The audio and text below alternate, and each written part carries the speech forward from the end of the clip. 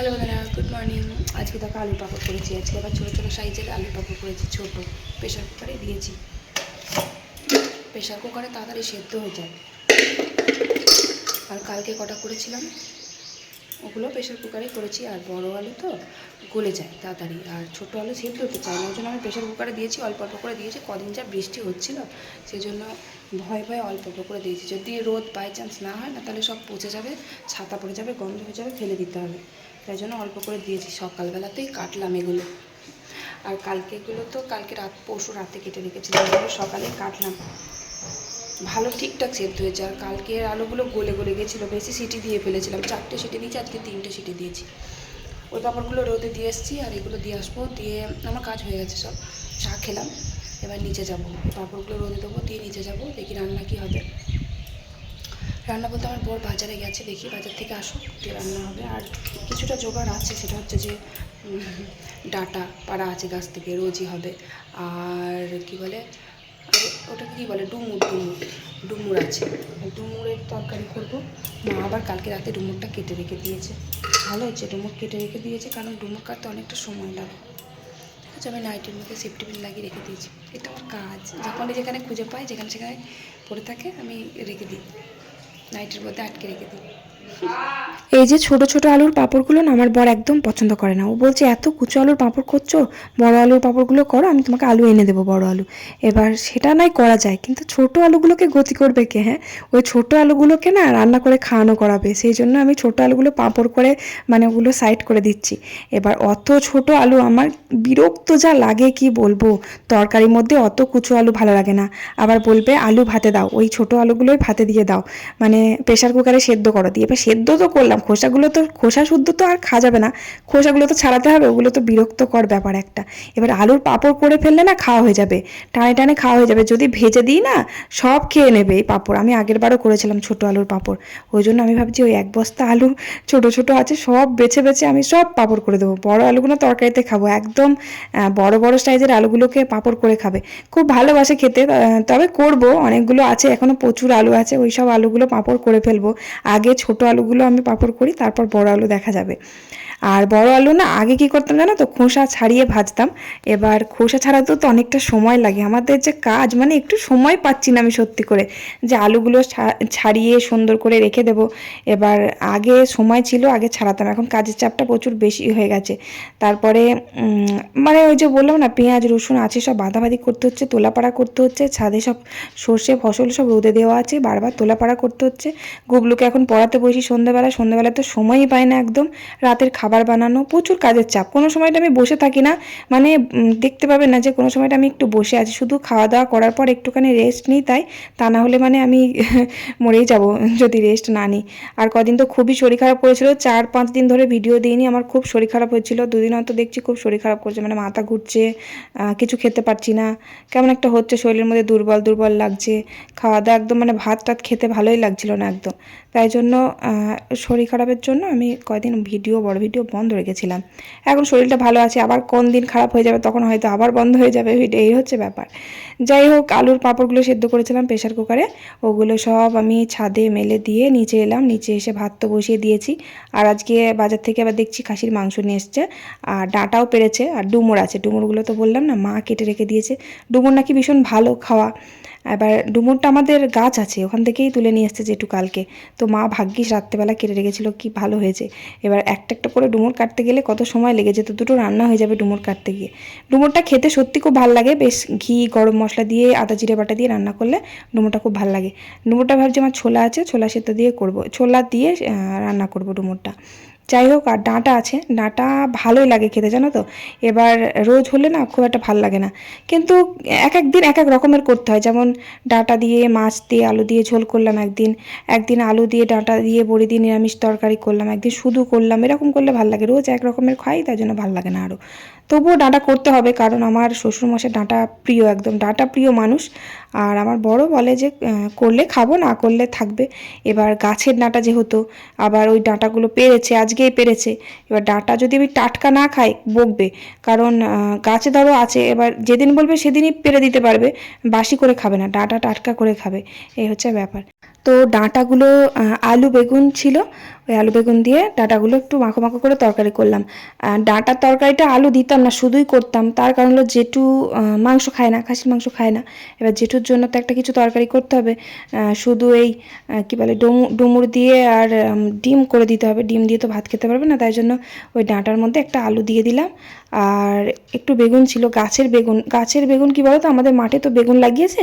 এবার ব্যাপার হচ্ছে যে বেগুন গাছ মানে সবজি গাছ লাগাতে গেলে জল তো দিতেই হবে। এবার জল নেই, জলের জন্য শুধু বেগুনগুলো পোকা লেগে যাচ্ছে, জল দিতে পারছে না বলে। গাছগুলো এত সুন্দর হয়েছে, তোমরা দেখেছো আমাদের মাঠের বেগুন গাছগুলো কি সুন্দর, একদম লালচে লালচে টাইপের পাতাগুলো, বড় বড় পাতা, কি সুন্দর হয়েছিল বেগুন গাছগুলো। কিন্তু জলের অভাবে ফসলগুলো ভালো হলো না বেগুনগুলো। তাও অনেক ভালো বড় বড় বেগুন হয়েছিল, কিন্তু জল তো দিতে হবে না। আমাদের পুকুরটা জল মরে গেছে, জল নেই। জল নিয়েছিল আমার বর, জল নিয়ে পুকুরটা খানিকটা ভর্তি করেছিল, কিন্তু সেই জল তো জমিতে লেগে যায়, তারপরে আবার এমনি টেনে নেয় জলটা, সেজন্য জল আর গাছে দিতে পারেনি। তাও আবার আমার জেঠু শ্বশুর কী করেছে না তো, বাড়ি থেকে বোতলে করে জল নিয়ে গেছে, 6 বোতল জল নিয়ে গিয়ে বেগুন গাছে দিয়েছে। অতগুলো বেগুন গাছে 6 বোতল জল কিছুই না হয় নাকি, তবুও মানে উনি গেছে সাইকেল করে নিয়ে, ওই জল নিয়ে গেছে গাছে দেওয়ার জন্য। মানে পারেও সত্যি করে, কত দূরে মাঠ, ওই ভর্তি করে জল নিয়ে গিয়ে দেওয়ার ক্ষমতাও আছে। যাই হোক, তো বেগুনগুলো পোকা লেগে গেছে, একটু একটু পেয়েছে বেগুনগুলো, ওই বেগুনগুলো নিয়ে এসেছে বাড়িতে। আমি এবার বাদ দিয়ে ওই তরকারির মধ্যে দিয়ে দিলাম একটু, মানে ভালো কচি, একটু একটু পোকা লেগে গেছে, বাদ দিয়ে দিলাম, দিয়ে তরকারিতে দিয়ে দিলাম, ডাঁটার তরকারিতে যেটু খেয়ে নেবে। আর ডুমুরটা রান্না করলাম বেশ জিরে আদা বাটা দিয়ে। তারপরে ঘিটা জানো তো শেষ হয়ে গেছে বাড়িতে, ঘিটা আর খাওয়া হয় না, আনাও হয় না। আর ঘি দিতে পারলে খুব ভালো লাগতো, কিন্তু গরম মশলা একটু দিয়েছি। এটা নিরামিষ করে বেশ মাখো মাখো করে করবো, কি একেবারে শুকনো শুকনো হয়ে গেছে, ওই রকমই নামিয়ে ফেললাম। আর মাংসটা আমি মশলা মাখিয়ে রেখে দিয়েছিলাম, মানে পেঁয়াজটাও আমি মাখিয়ে রেখে দিয়েছিলাম, আর পেঁয়াজ বাটাটাও দিয়েছি। মানে পেঁয়াজ আমি কিন্তু আলাদা করে ভাজিনি, শুধু জাস্ট আলুটা ভেজে নিলাম। বাবা বলছিল যে মাংসটা প্রেশার কুকারে সেদ্ধ করে নাও, দিয়ে রান্না করবা। এবার মাংসটার মধ্যে সলিড মাংস কম আছে, বেশিরভাগই হাড়। একটু দেখে শুনে নিয়ে আসিনি একদম সলিডটা, কারণ খাসির মাংস হাড়টা খুব একটা কেউ পছন্দ করে না বাড়িতে। আর আমি হাড়টাই ভালোবাসি খেতে, আমি সব আজব আজব খাবারই খেতে ভালোবাসি, মানে হাড়টাই আমার ভালো লাগে খেতে। আমার খাসির মাংস সলিড খেতে ভালো লাগে না, হাড় আর চর্বিটা ওইটুকুই আমি খুব ভালোবাসি খেতে। যাই হোক, প্রেশার কুকারে রান্না করে নিই, আমি কড়াইয়ে বসিয়ে দিয়েছিলাম। কড়াই বসিয়ে দিয়ে আমি আমার ওই ঘরটাগুলো মুছে নিলাম। ঘর মোছা হয়নি, ঘরগুলো বলতে আমি 3টে ঘর মুছে ফেলি, ঠাকুর ঘরটাও মুছে ফেলি। এবার বারান্দাগুলো মোছা হয় না, বারান্দাটা আমি দুপুরবেলা মুছি, কারণ সকালবেলা মুছলে না ঘরগুলো কেমন নোংরা হয়ে যায়। এই বারান্দাগুলো বাইরে দিয়ে বারবার যাতায়াত করে ছেলেবেলে, নোংরা করে খুব। ওই জন্য আমি ভাবি যে রান্নাবান্না সেরে একবারে মুছবো, আমার ঘরটাও পরিষ্কার থাকবে। বিকেলের মধ্যে ঘর নোংরা হয়ে যায় সকালবেলা মুছলে, ঘরের ভেতর তো কেউ যায় না, বাইরেতেই খেলা করে, তাই জন্য ঘরগুলো সকালবেলা মুছে নিই। আর বারান্দাটা আমি বিকেলবেলায় মুছি, বিকেলে না, ওই রান্না করার পর মুছে নিই। যাই হোক, তারপর ছাদে এলাম, পাঁপড়গুলো মেলা ছিল। তারপরে মা আবার বড়ি দিয়েছে আজকে, আগে যে বড়িগুলো দিয়েছিল মা, সেই বড়িগুলো সে কদিন বর্ষা হলো না, ভালো মতো রোদ হয়নি, বড়িগুলো আর উঠছে না। আর আজকে আবার সকালবেলা বড়ি দিয়েছে, ছোট্ট ছোট্ট করে, বেশ কি সুন্দর ভাজা বড়ি। মানে ভাজা বড়ি কবে থেকে দেবো করে দেওয়া হয়নি, এখন ঠান্ডা গরম পড়ে যাচ্ছে, আর ভাজা বড়ি দিচ্ছে রোদের জন্য, শুধুমাত্র রোদের জন্য। মানে কখন যে শীতকাল কখন যে গরমকাল বোঝাই যাচ্ছে না ব্যাং।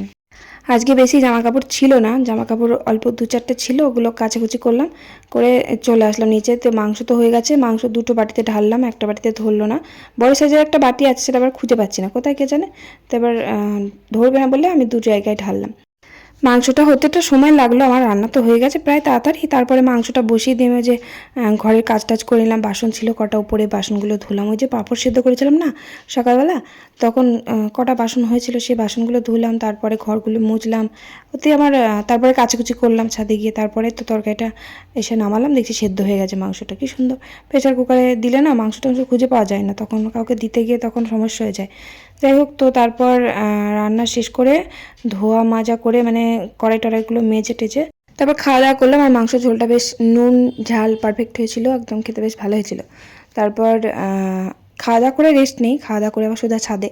এই যে রসুনগুলো আছে, রসুনগুলো বললো আর বাঁধবে না, এগুলো তুলে রেখে দিতে বস্তার মধ্যে। আমি বললাম সব বেঁধে রাখো, আমি ধরে ধরে দেবো, বেঁধে রাখো, তাহলে এরকম ছড়া বড়া হয়ে থাকবে না। এই যে কত নোংরা আছে এর মধ্যে। বেঁধে রাখলে ঝুলিয়ে রাখতে পারবে, দেখতে ভালো লাগবে। এক জায়গায় জড়ো করে রাখার থেকে বেঁধে রাখলে দেখতে সুন্দর লাগবে না? তো বললো আজকে আর সময় নেই, কালকে বেঁধে দেবো, তুমি বস্তায় ভরে রেখে দাও, যদি বৃষ্টি আসে তখন আবার। আর ছাদটা যে কত নোংরা হয়ে আছে, ছাদটাকে এখন ঝাড় দিতে হবে। মানে এই ছাদের মধ্যে যত জংলা টংলা সব ভর্তি করে হয়ে থাকবে, আমাকেই ঝাড় দিতে হবে, কিছু করার নেই। এবার আমি ছাড়া দেবেই পাকে। যাই হোক, তো রসুনগুলো আমি বস্তার মধ্যে ভরে দিলাম। যেটা মা কাজ করে আমিও কাজ করি। ভালো। যেটা মা কাজ করে সেটা ও করে। তুই করিস? তুই কাজ করিস? তুই কাজ করিস? করে না। করে না বল? হুম। আমার গুবলু কত কাজ করে, মাকে সাহায্য করে দিচ্ছে। হ্যাঁ, মাকে হেল্প করে দিচ্ছ তুমি? দেখো রসুন এগুলো ভালো খাওয়া। ধরো ধরো ধরো, ভালো করে ধরো, বুঝছে? বস্তাটা চাগিয়ে চাগিয়ে নিয়ে যাও ওদিকে, দেখি। তুমি সাইকেল সাইকেল নিয়ে যাও। তাহলে ধরো, আমি একা একা পারবো না, তুমি ধরো ধরো ধরো। দুই ছেলে আমাকে কত হেল্প করলো। আমার গুবলুর সময় আমাকে ধরে বস্তা ধরে আমি রসুনগুলো তুললাম। তারপরে ছাদে এখন ধরো বৃষ্টি হচ্ছে, মাঝে সাঝে ছাদে মাটি আছে অনেক, ওই যে গাছ লাগানোর জন্য মাটিগুলো আনা হয়েছিল না, সব মাটি ছাদে পড়েছিল, জায়গা নেই, মাটি নিচেই ফেলে রেখেছিলাম। তো বড় ছেলেকে বললাম একটা জায়গায় তুলে দে, তো তুলে দিল। তারপরে ছাদটা পরিষ্কার করে দিলাম, আমি ছাদটা একটু ঝাড় দিয়ে দিচ্ছি। আর গাঁদা গাছগুলো সব শুকিয়ে গেছে, তুলবো তুলবো করে তোলাও হচ্ছে না, ওগুলো সব তুলে ফেলে দিতে হবে। আর ওদিকে টমেটো গাছগুলো শুকিয়ে গেছে, প্রচুর টমেটো হয়েছিল। আমি যখন ছিলাম না তখন মা বলছে যে এক ছুরি তুলে নিয়ে গেছিলো, তরকারি করেছে। তারপরে এখনও আছে, ভাবছি যা আছে সব তুলে নেব, তুলে নিয়ে ফেলে দেবো। আবার কত দিন ধরে থাকবে বলো তো, শুকিয়ে গেছে একদম। আর টমেটোগুলো বাড়ছেও না, ছোটো ছোটো হয়ে আছে। আর এদিকে লঙ্কা গাছগুলো খুব বেড়েছে, আর ভালো বেশ লঙ্কাও হয়েছে। ওই যে কালো যে লঙ্কাটা, কি লঙ্কা বলে ওটাকে, আকাশমণি লঙ্কা না কি মরিচ বলে, ওটা খুব ঝাল বলে। আমি এখনও অবধি ওই লঙ্কা এখনও তুলিনি একটা। তবে আর একটা যে লঙ্কা, যে চারা দুটো আমার বর মানে আমাদের জমিতে লাগাতে যাবে বলে নিয়ে গেছিলো, তার মধ্যে আমি চেয়েছিলাম বলে দুটো চারা আমাকে দিয়েছিল। তো শেষমেশ এই গাছগুলো এত পরিমাণে লঙ্কা এসেছে না, আর খুব ঝাল লঙ্কাগুলো, এত বড় বড় লঙ্কা ছিল। আমি আবার কালকে একটা তুলে নিয়ে গেছিলাম, আলু ভাতে মেখেছি, এত ঝাল লাগছিলো, আর খেতে ভীষণ ভালো, বেশ ভালো। এখন মনে হয় সিজন হয়তো, তাই জন্য লঙ্কাগুলো হচ্ছে, অনেক দিন হয়ে গেল লঙ্কা গাছগুলো লাগিয়েছি। যাই হোক, ছাদে তো প্রচুর নোংরা হয়েছিল, আমি তাও পুরোটা দিতে পারলাম না, সামনেটুকুনি ঝাড় দিলাম। তার কারণ তিরপল পাতা আছে, তিরপলে কাল আবার ধান মেলবে, তিরপলটা আবার কোথায় গুটিয়ে রাখবো আমি, তাই জন্য ওই তিরপলের ওপর দিয়ে একটু ধুলো ছিল, ওগুলো সব ঝাড়টাড় দিয়ে নিলাম। আর এই যে এগুলো সব হচ্ছে রসুনের খোলা, এগুলোর মধ্যেও আবার রসুন আছে, এগুলোকেও আবার বাছাই করতে হবে, কি অত বাছাই করবে বলো তো। এই আমি বস্তায় ভরে রাখছি, যখন সময় পাবো আবার তখন ঢেলে রসুনগুলো বাছ করে নেব। তাও ভালো করে দেখা আছে, তবু এর মধ্যে অনেকগুলো রসুন আছে। আর ওই যে সেই একোয়া রসুনগুলো, ছোট্ট ছোটো যেগুলো চোখে দেখতে পাওয়া যায় না, সেই সব রসুনগুলো আছে, সব বেছে বেছে নিতে হবে। মানে ধৈর্য নেই, আর ভালো লাগছে না গো, কত রসুন বাছবে, বাছতে বাছতে বিরক্তও লেগে যাচ্ছে আমার। তারপর এদিকে কাণ্ড দেখো, আমার বড় ছেলে স্কুলে আবার হঠাৎ কালকে নাকি দোল উৎসব পালন করা হবে, মানে হোলি খেলা, যেটা আর কি কতদিন আগে হোলি হয়ে গেছে, এখন ওদের স্কুলে পালন করা হবে। তো এবার স্কুলে ওদের মানে নোটিশ এসছে যে ওদের পাজামা প্যান্ট আর একটা পাঞ্জাবি পরে যেতে হবে। তো এবার পাঞ্জাবি তো আছে, জিন্সের প্যান্টও পরে যাওয়া যাবে না। তো এবার পাঞ্জাবি আছে, কিন্তু পাঞ্জাবির প্যান্টগুলো আর ওর হচ্ছে না, একবারে ছোট ছোট। তো এবার আমি ভাবলাম যে এখন আবার পাঞ্জাবির প্যান্ট আমি কিনতে যাবো নাকি, তাই। তো এবার আমার বরের একটা পাঞ্জাবি ছিল, ওর বাবার পাঞ্জাবির প্যান্টটা একটু ভালো করে সেলাই করে দিলাম। ও বলছে আমি পরবো না, আমি বলছি তাছাড়া আবার করবি কি, তাছাড়া আমি এখন আর পাঞ্জাবির প্যান্ট কিনতে যাচ্ছি না। পাঞ্জাবির প্যান্ট পাওয়া যাবে নাকি তাই আলাদা, আমি জানিও না পাওয়া যাবে কিনা।